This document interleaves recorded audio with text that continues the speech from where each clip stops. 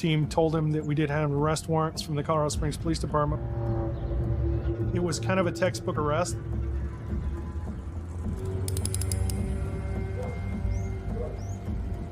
There was no fighting, no screaming. He said, okay, well, he was transported in. After the arrest, I went in with Detective Jim Isham to speak to Michael White's wife. His current wife was just taken off guard. She said Mr. White had never laid a finger on her. There was no violence. She was truly shocked. She described Michael White as her hero. She told us that she had stage 4 esophageal cancer and that he was her lifeline. He was everything to her. And so that was sad. That was really sad to hear. And also just confusing, because this is also the same person who brutally murdered Darlene Krashock 32 years ago. A killer looks like everybody else. What does he look like? Like the guy behind you at the grocery store. There is no profile, there is no appearance. There is none of that.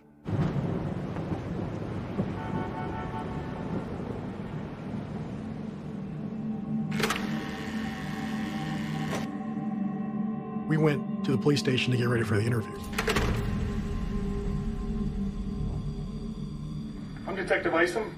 I go by Jim. I work for the Colorado Springs Police Department. Did I commit a bank robbery when I was down there last year for something I don't We can talk about that. I observed the interview from another room, and that was like the first time I really laid eyes on him. First off, you have the right to remain silent. We knew that, this is someone who might want to try to tell his side of the story, might try to explain it away. The person that committed this crime didn't make it through life just settling for whatever got handed to him. So are you okay starting off talking with us for now? Yeah. He did waive his right to speak with us. So we started the interview. What's this about? It's about a 1987 cold case that we're investigating. Myself and Detective Samaski both work for the Colorado Springs Police Department's cold case unit. Cold case. I remember him making a comment, so old cases that haven't been solved. A little bit about your social life at that time. Did you go to clubs? Yeah, I was hitting the clubs. I was pretty drunk back then. I just partied a lot. This is homicide. Are you saying that I killed someone? Your name has come up in the investigation of the murder of a specialist at the time. Her name was Darlene Krashock.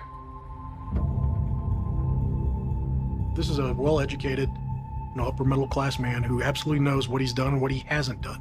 And you don't get sat in front of a couple detectives without knowing exactly what you're there for. You have any problems with someone you picked up after the bar? Didn't go right? Things started off? No. You might be able to recognize someone if we showed you a picture from back then. If they were a friend that I knew, yeah. Or maybe someone in the adjacent unit or anything like that, maybe. Yeah, if I saw him on a regular basis or something, yeah.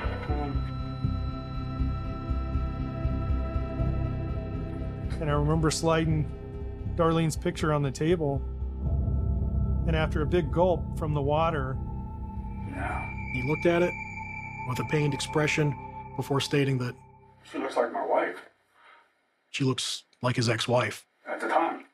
and he said, but I know it's not her. Once I showed the picture, it seemed like he wanted to disassociate himself with the table, the picture. She might have come through processing or something. I have no idea. Okay. Once I laid Darlene's photograph on the table, his demeanor kind of changed. We're here because of DNA.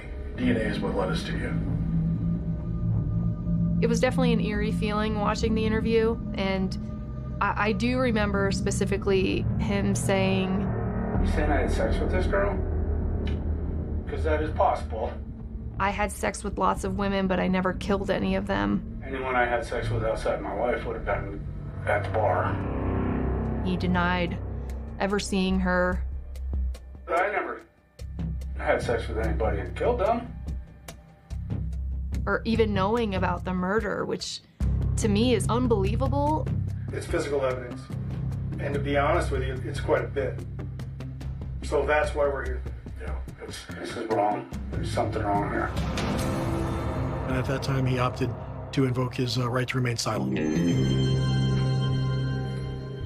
And I remember standing up to leave the interview room, and he looked at me and he said, "How do I defend myself against this?" I just thought of myself, if someone would accuse me of this heinous crime and I was completely innocent, I wouldn't have the attitude of sipping my water asking, how do I defend myself? Before leaving the room, the cops get impressions of White's teeth. However, it's 30-plus years since this murder happened. Teeth impressions aren't very meaningful over that period of time. He had a pained expression on his face. You could tell that he was fighting back tears. It was almost a combination of extreme anguish and disbelief. To me, it was the face of someone who worked hard to prevent this day from ever occurring, and here it was happening. I'm very proud of the detectives in the cold case unit, Isham and Zamaski. They took an oath. They did what they said they would do.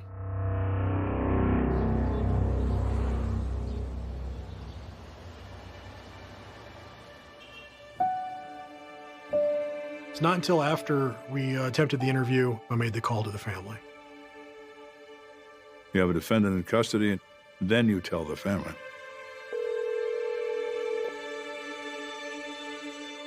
And it was Zamaski's privilege to make it. Something you don't often get to do.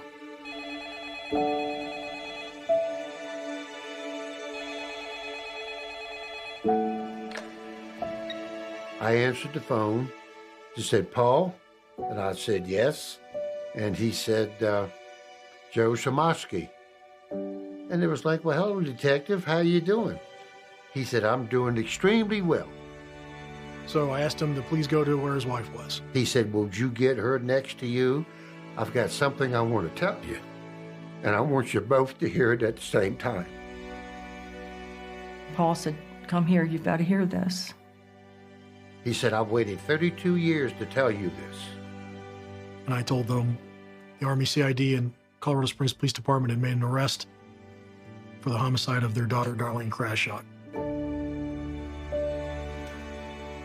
And that's when we heard they'd made an arrest.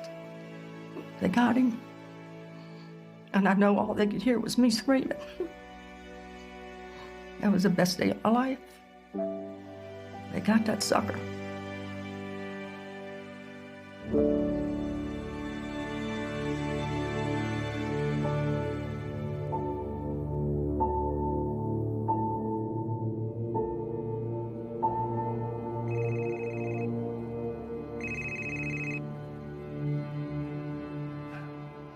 I found out I was asleep on the couch. My wife came, she woke me up. I'm like, "What's going on? Why are you waking me up?" And she says, "They found him. They found him." I said, "Who? Who they find?" And she holds up a telephone. When my eyes focus on, oh my God, that's him. He had beady eyes, you know? Those eyes have been burned in my head for 32 years. I thought to myself, you son of a bitch, you've been sitting there all these years, and you're right there.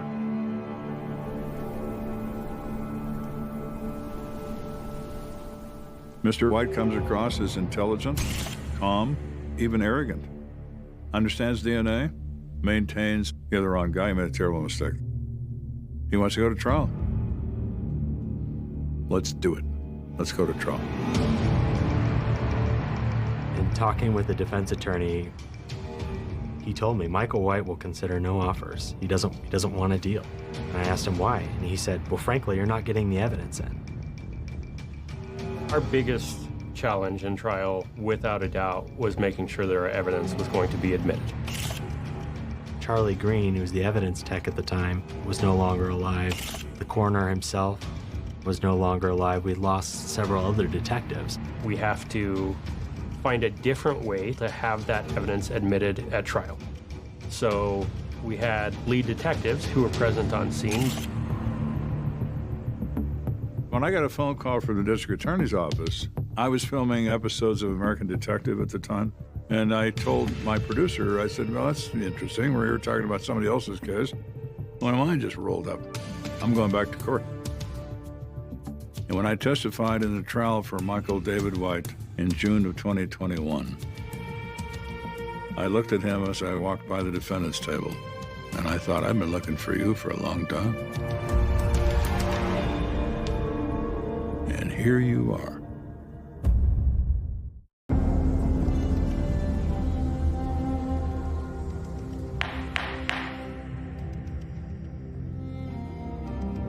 When I walked into that courtroom, because of my current notoriety, you could hear a pin drop.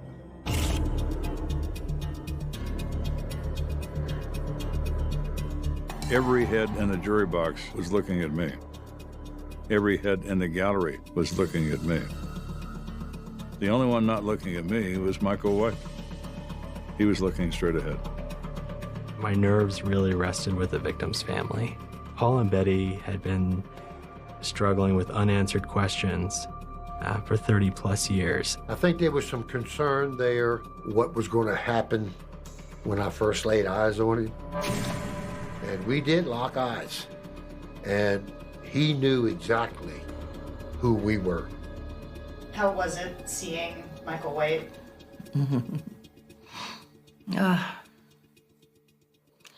Really? Nothing. I don't feel anything for him. I don't.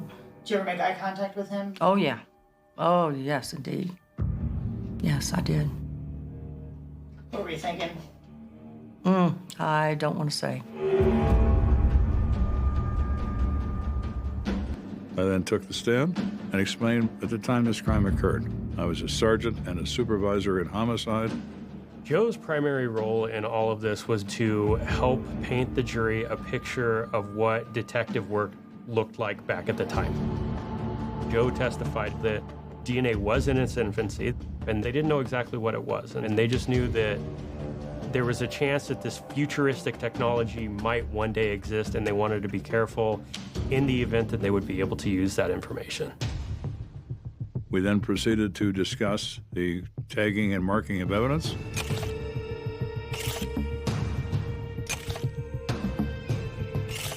How and where it was recovered and by whom, and by what method was it marked and eventually stored. He was able to illustrate for the jury the level of care Charlie Green was notorious for.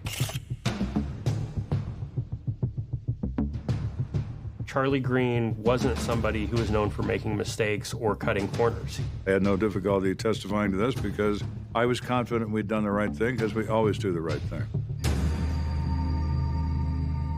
And following that testimony, I was excused.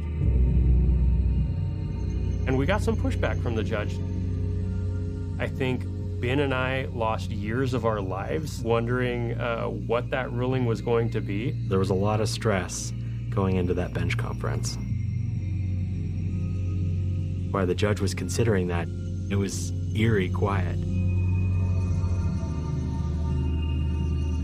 If the judge had ruled that those items of evidence would have been excluded from the trial, that would have been the end of the trial. And when he admitted that first item of evidence, I took my first relaxed breath. I think we were pretty certain that Michael White would take the stand just because there's an arrogance about him. And when he took the stand, he was adamant that he didn't remember Darlene Krashock.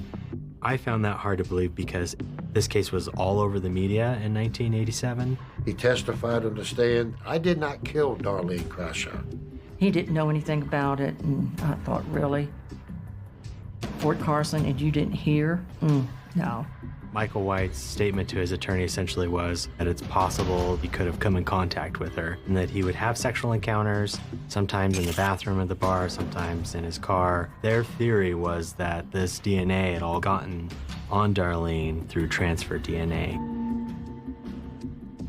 But that evidence came in the form of the clothes hanger that was wrapped around her neck and mouth and fashioned like a horse bridle. The cigarette butts, obviously, that were found at the scene of the crime. Certainly, there's no good answer for Michael White on the cigarette butts.